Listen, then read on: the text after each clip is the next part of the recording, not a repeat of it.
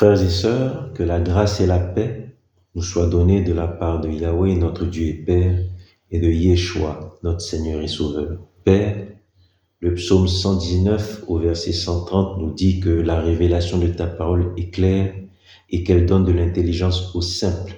Cette parole dont le fondement est la vérité et qui organise toutes les lois de ta justice qui sont éternelles.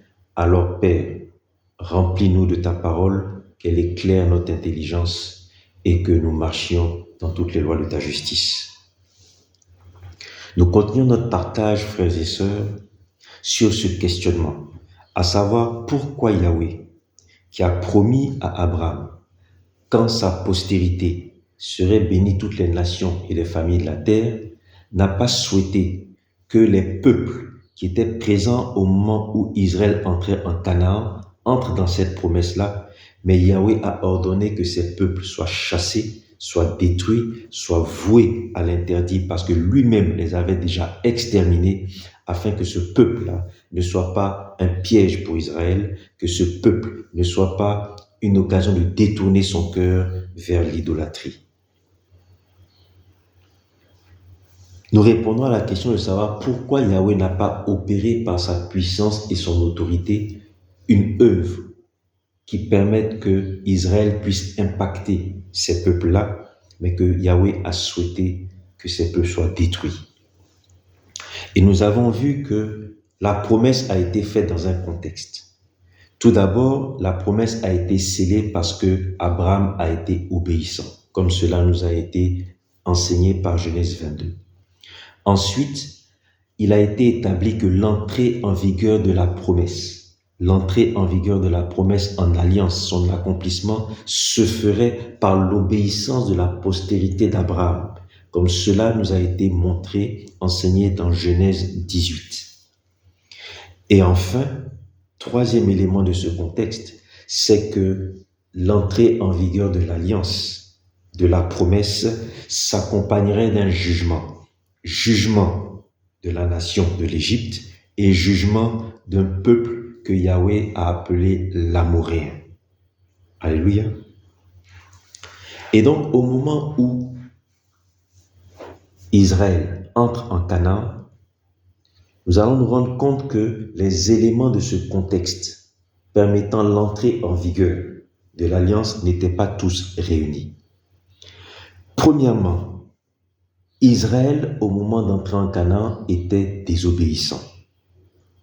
Alors que nous avons vu que l'accomplissement de l'alliance devait se faire dans l'obéissance. Mais au moment où Israël entre en Canaan pour en prendre possession et ouvrir ainsi l'alliance, Israël lui-même est un peuple désobéissant. Lorsque nous lisons Deutéronome 9, les versets 5 à 6, Yahweh, parlant de son peuple, par Moïse dit: « Non, ce n'est point à cause de ta justice et de la droiture de ton cœur, mais c'est à cause de la méchanceté de ces nations que Yahweh ton Dieu les chasse devant toi. Ce n'est pas à cause de ta justice que Yahweh ton Dieu te donne ce bon pays, car tu es un peuple au cou raide. » Et plusieurs années plus tard, alors que le peuple est entré depuis longtemps en Canaan, qu'il s'est déjà installé, suivons ce que Josué, qui a fait entrer Israël en Canaan, dit. Nous sommes dans Josué 24. Josué s'apprête à mourir et il est écrit dans Josué 24, les versets 1 à 25, et nous lisons partiellement. Josué dit au peuple: « Ôtez les dieux qu'ont servi vos pères de l'autre côté du fleuve en Égypte et servez Yahweh. » Ôtez les dieux, verset 14, ôtez les dieux qu'ont servi vos pères de l'autre côté du fleuve et en Égypte et servez Yahweh. Que si vous ne trouvez pas bon de servir Yahweh, choisissez aujourd'hui qui vous voulez servir, soit les dieux que servaient vos pères au-delà du fleuve, soit les dieux des Amoréens dont vous habitez le pays.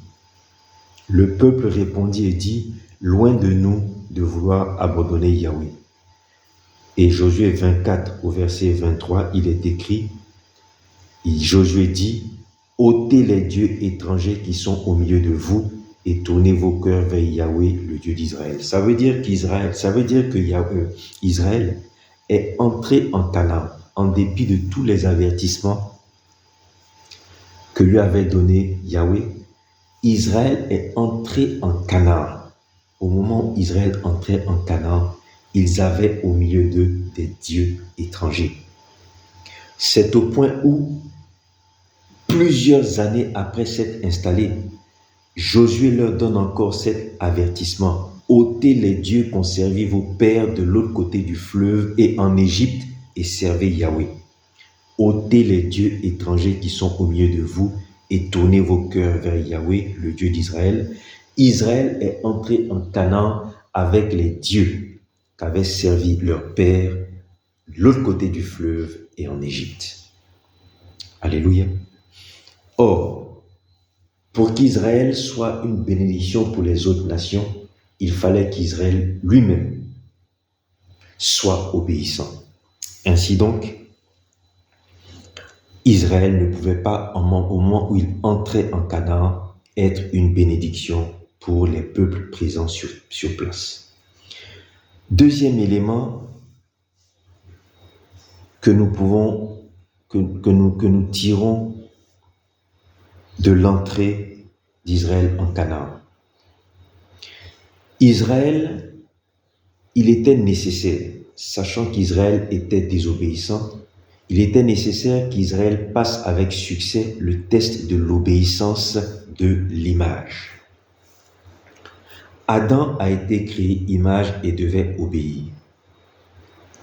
Abraham a obéi, en vertu de quoi une promesse a été faite, une promesse d'alliance lui a été faite. Il était impératif qu'Israël démontre sa volonté à obéir à Yahweh. Et les prémices, la garantie qu'Israël serait obéissant, alors qu'Israël arrivait avec des dieux étrangers. Israël sortait d'esclavage, Israël sortait de servitude, avec des habitudes, avec une mentalité.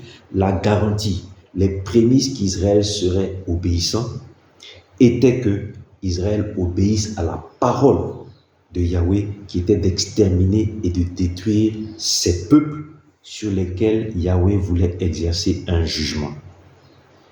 C'est pour ça qu'il est dit dans Deutéronome 11, les versets 22 à 24, « Si vous observez soigneusement tous ces commandements que je vous prescris d'accomplir, Yahweh chassera toutes ces nations devant vous et vous vous rendrez maître des nations plus grandes et plus puissantes que vous. » Alléluia. Donc, Yahweh avait prévu exercer un jugement sur des nations, et nous verrons pourquoi. Et Israël, qui entrait en Canaan étant désobéissant, devait passer le test de l'obéissance en détruisant, en chassant ces nations-là. Israël ne pouvait donc pas être une source de bénédiction pour ces 7 nations. Il a été écrit dans Genèse 18, dans Genèse 15, si nous nous rappelons, dans Genèse 15 au verset 7, que Yahweh, s'adressant à Abraham, a dit « À la 4e génération, ta postérité, ta maison après toi reviendra ici, car jusqu'à présent, l'iniquité de l'Amoréen n'est pas à son comble. » Au moment où Israël s'apprête à entrer en Canaan, l'Égypte a déjà été jugée. La nation qui a asservi Israël pendant 430 ans a déjà été jugée. N'oublions pas qu'à cette époque, l'Égypte était la civilisation qui régnait sur le monde et que l'Égypte était le symbole de l'idolâtrie, sachant que les Égyptiens avaient au-dessus d'eux plus de 2000 dieux et que Pharaon était lui-même le représentant du dieu soleil, Ra, sur terre. La nation qui dominait le monde à cette époque-là était une nation idolâtre, raison pour laquelle Yahweh l'a jugée. Et après elle, les autres nations qui régnaient sur Canaan, qui étaient elles aussi des nations idolâtres, devaient être jugées. Au temps où Yahweh faisait la promesse à Abraham, cette nation qui était présente, qui étaient les Amoréens, avait commencé à sombrer dans l'iniquité. Mais l'iniquité n'était pas arrivée à son comble, comme l'a dit Yahweh. Au moment où Israël sort d'Égypte, sort de servitude, les abominations des Amoréens sont arrivées à leur comble. Alléluia. Lisons ce qu'il est écrit dans Deutéronome 12, au verset 31. Deutéronome 12, verset 31. Tu n'agiras pas ainsi à l'égard de Yahweh ton Dieu, car elles, en parlant de ces nations, faisaient pour leur Dieu toutes les abominations que déteste Yahweh, et même elles livrent au feu leurs fils et leurs filles en l'honneur de leur Dieu. Alléluia. Josué lui-même, toujours lorsque nous prenons Josué 24, rappelle ce que Yahweh a dit. Il est écrit, Josué 24, les versets 1 à 11, nous lisons partiellement. Josué assembla toutes les tribus d'Israël et dit à tout le peuple, ainsi parle Yahweh, Dieu d'Israël.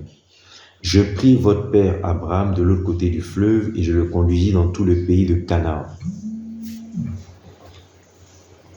Je vous menai au pays des Amoréens qui habitaient de l'autre côté du Jourdain. Je vous pris de l'autre côté du fleuve et je vous menai au pays des Amoréens qui habitaient de l'autre côté du Jourdain. D'accord? Au moment donc où Israël entre en Canaan, les peuples qui sont présents sont, les descendants des Amoréens, mais aussi il y a des Phéréziens, des Cananéens, des Héthéens, des Gergésiens, des Éviens et des Jébusiens, comme cela est détaillé dans Josué 24 au verset 11. Et l'ensemble de ces peuples-là ont adopté l'iniquité des Amoréens qui est arrivée à son comble. Alléluia. Et donc, au moment où Israël entre en Canaan, le jugement et le châtiment de Dieu ont été établis. Et lorsque Dieu a établi un châtiment suite à un jugement, il ne revient pas en arrière. Alléluia. Dans 1 Roi 13, alors que Israël sombrait dans l'idolâtrie, qu'est-ce qu'il est écrit? 1 Roi 13, versets 33 à 34. Il est dit d'un des rois d'Israël, Jéroboam, qu'il ne se détourna point de sa mauvaise voie. Cela augmenta tellement le péché de la maison de Jéroboam qu'elle fut effacée et exterminée de dessus la terre.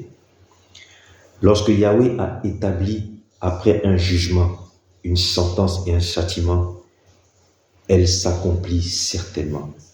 Pour ces raisons que nous venons d'évoquer, il n'était pas possible que les nations présentes en Canaan, au moment où Israël entre sur cette terre, que ces nations-là soient changées, soient converties et qu'elles puissent être bénies en Israël.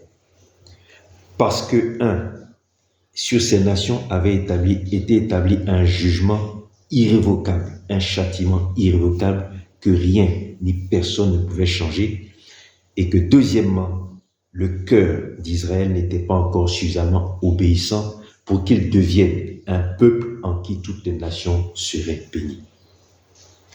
Alléluia.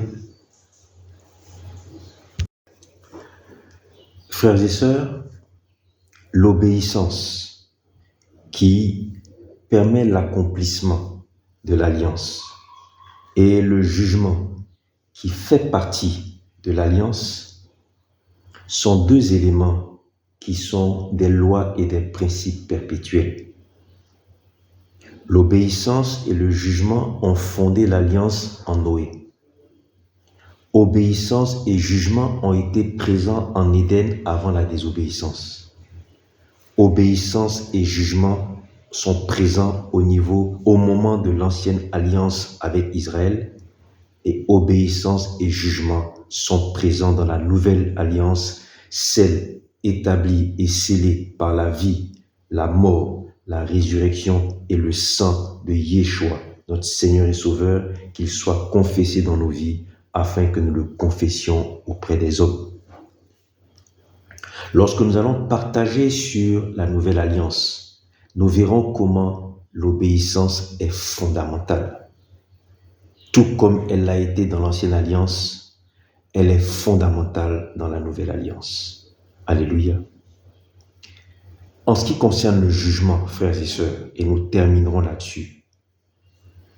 Lorsque nous lisons Jean 3, les versets 16 à 21. Jean 3, versets 16 à 21.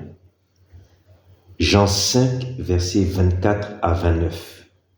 Jean 5, versets 24 à 29. Jean 12, versets 44 à 50. Jean 12, versets 44 à 50. Et Matthieu 25, les versets 31 à 41. Matthieu 25, les versets 31 à 41. Lorsque nous lisons ces 4 passages, nous comprenons que dans la nouvelle alliance, le jugement est présent.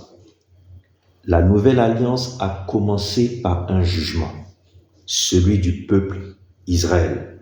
Lorsque nous lisons Romains 9, 10 et 11, nous comprenons que l'entrée dans la nouvelle alliance s'est accompagnée du jugement d'Israël. Mais la nouvelle alliance elle-même comporte, comme les autres alliances, un jugement. Et ces 4 passages que nous lisons nous montrent que dans la nouvelle alliance, le juge existe. Alléluia, le juge existe. Le jugement a déjà été prononcé. Le verdict est déjà tombé. La sentence est déjà tombée. La peine a déjà été prononcée. Le moment de l'application de la peine a été révélé. La seule chose qui demeure une inconnue, c'est la date. Frères et sœurs, en lisant attentivement ces 4 passages, nous comprenons que le jugement dans la nouvelle alliance a déjà été établi, le châtiment a été prononcé, il n'y a que la date de son application que nous ne connaissons pas. Frères et sœurs, obéissance et jugement sont les raisons pour lesquelles Yahweh a demandé, a exigé à de multiples reprises que les nations présentes en Canaan au moment où Israël y entrait soient détruites et non pas qu'elles soient converties et changées afin qu'elles puissent être bénies en Israël, Israël étant lui-même un peuple désobéissant. De la même façon, obéissance et jugement conditionnent notre vie, notre possession dans la nouvelle alliance. Alléluia. Que la grâce et la paix nous soient données de la part de Yahweh, notre Dieu et Père, et Yeshua, notre Seigneur et Sauveur.